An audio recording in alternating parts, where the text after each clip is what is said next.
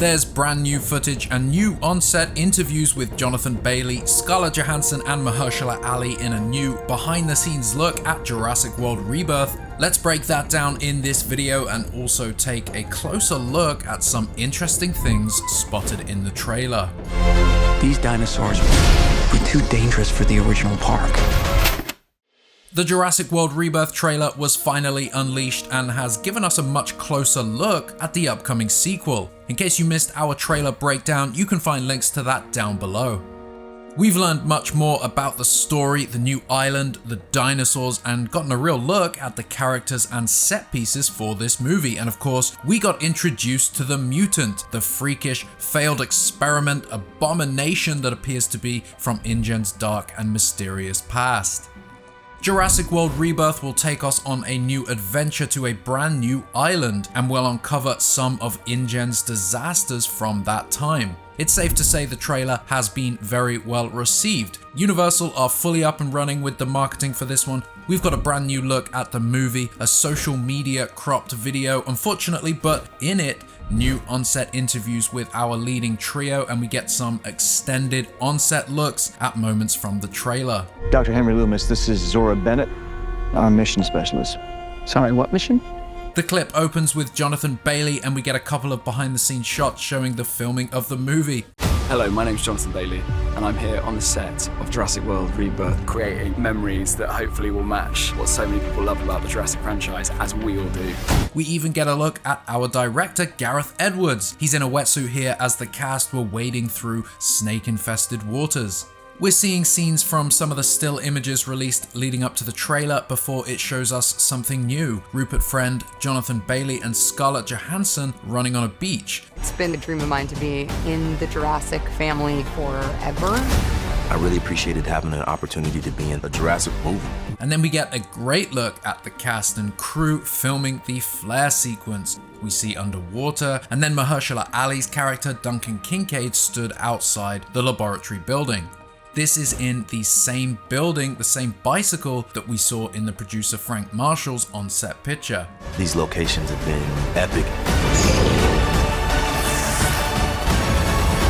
We then see who I believe is Dr. Henry Loomis falling from quite a significant height into a body of water, a shot of the new vehicle, some more behind the scenes before Jonathan Bailey tells us we've got a lot more in store for you. You've got a lot more in store for you. More is on the way. It's great to be getting yet another look at this movie so soon after the trailer. That trailer really did drum up the hype. Now, some interesting things I found in this behind the scenes video. You might remember that shot of Frank Marshall on set at Sky Studios that gave us a better look at the front of one of these InGen buildings. There was a debate at the time about whether or not this bicycle was just a prop or if it was just a bike used by the crew, but here we can see it is quite clearly part of the set and that the bike has front suspension, something that was only added to bicycles past the year of 1990. This could of course be an oversight on the production design side of things, but if not, then it shows the facility was still used past the year of 1990. The trailer tells us that this island was the original research facility for Jurassic Park, which would date it well back to the 80s. From what we have seen, InGen have only really abandoned locations when they had motivation to, so perhaps this facility stayed open through the 90s and much longer than we think. Bicycles aside, we get a better look at the vehicle here. It's still a bit blurry as it's in motion, but this vehicle certainly looks inspired by the Jurassic Park staff Jeeps, but also has that kind of retro-futuristic stylings of the lab. This picture here shows what the vehicle actually looks like. Another thing noticed in the trailer was with some of the mercenary characters, specifically Bashir Sylvain and Philippine Vel's character. Notice during the boat attack, she has this red neckerchief or bandana, something like that. In the promotional material we have seen of Bashir Sylvain's character, he's wearing this red bandana. It's attached to his backpack during the long grass sequence. Timeline wise, I think the Spinosaurus/Mosasaurus boat attack ends up being pretty violent, with Philippine Vel possibly losing her life as she's hanging over the railing above the Spinosaur's jaws. Bashir Sylvain's character perhaps retrieves the bandana, which would indicate that these characters know each other, potentially were even quite close. And can we just talk about that scene for a second? What the hell are those? They're helping the mosasaur defend territory, stalk, hunt. The Spinosaurs and a Mosasaurus working together, interspecies collaboration. I didn't expect that.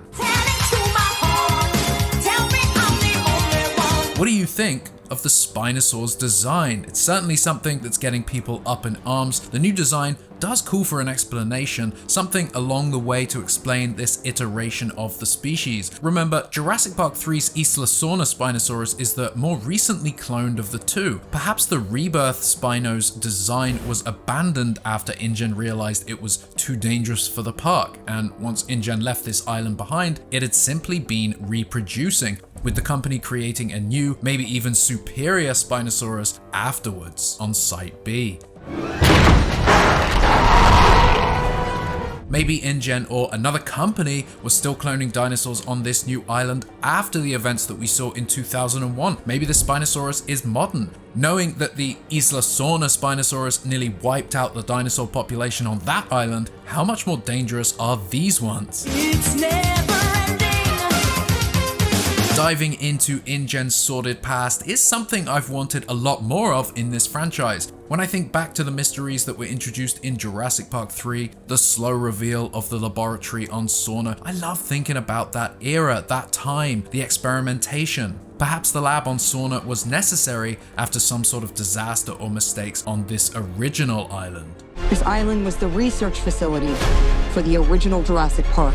Knowing that Rebirth is taking us back to that time, or at least showing us some of the mistakes from that time, some of the experiments that took place, I couldn't be more excited. So let's talk about that. In the trailer, we saw the lab, InGen's laboratory on this new island, and we saw a handful of the experiments that occurred there. Aside from ScarJo's exposition in the trailer, revealing this to be the original research facility for Jurassic Park, we don't know the exact time frame for when this island and when this lab was established by InGen. Taking a look at the production design, there's a definite retro-futuristic feel. It's hard to deny that this lab looks like something out of the Alien franchise, and I think the production design itself might be partially why I'm getting a lot of Romulus vibes from this trailer. This old computer here definitely dates this location, and it makes you wonder what happened here. Why is this room smashed up? What caused all of this? It's a bit of a disaster zone in here. There's concrete everywhere. I think our characters boot up the power in this lab. I mean, what's more Jurassic than that?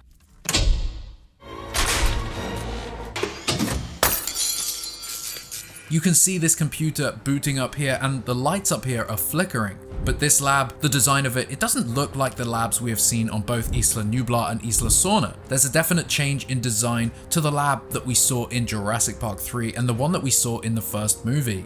Even the ones in Dominion that showed us inside a lab on Site B followed the same overall designs that we saw back then. We can't deny that production designers like to mix things up, and this design does also feel quite in the style of Gareth Edwards, but why is it so different to the previous labs? Especially knowing that this lab predates what we've seen before. It could be that InGen were present on this island a lot longer than we've been made aware of so far. While it doesn't quite match what we've seen before of InGen's work, it does look suitably retro. It's got that retro-futuristic look, as I said, what the past thought the future might look like, and in that sense, it works.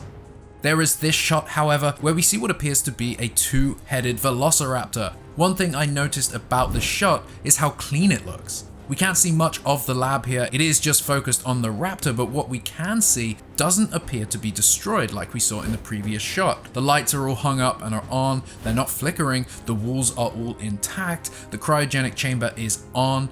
Could this shot be part of a flashback or inciting incident when the lab was actually in operation?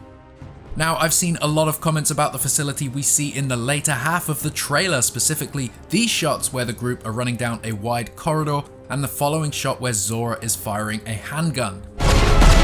Aside from these shots being pretty damn cool, this location looks very alien in its design, but I also get a sense that they were kind of going for that top secret military base look. It reminds me of the way certain whistleblowers have described Area 51 and other underground military bases and the way they look. What do you think InGen was really doing here, and how extensive was their operation on this island? And let's talk about the island for a sec. In this shot, we can see what could be mining equipment. Perhaps this was one of InGen's very first amber deposits. And of course, what could be the trailer's most iconic shot? The mutant. This shot is brief, but it gives us a lot. We see the mutant, we see the two staffers, we see a deep red glow from inside the tank. This appears to be an attempt to gas and kill the mutant, but for whatever reason, this dude ended up trapped inside the tank. This is a terrifying situation to be in, and I'm sure this scene is going to play really well.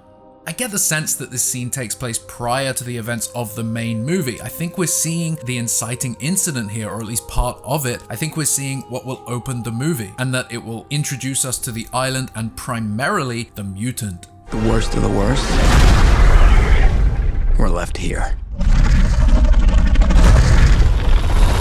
Come on! Duncan! Many have noticed how it's quite reminiscent of the Godzilla opening, another Gareth Edwards movie. And when we see Dr. Henry Loomis looking at the small embryonic creature, could this be a failed iteration of the same creature?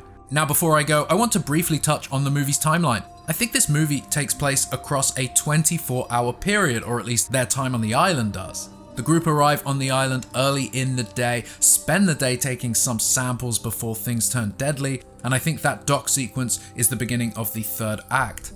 I think that third act will take place entirely at night, meaning they only spend an entire day and then that night on the island. That's the theory I'll be running with until we see more, but I really don't think we've seen much of the third act in this trailer. There's a lot more to say about this movie, but I think I'll leave it there for now. I've enjoyed reading many of the reactions and responses to this trailer. The community feels alive with theories and discussion. It's great to see, and the excitement for Rebirth is real and ever growing.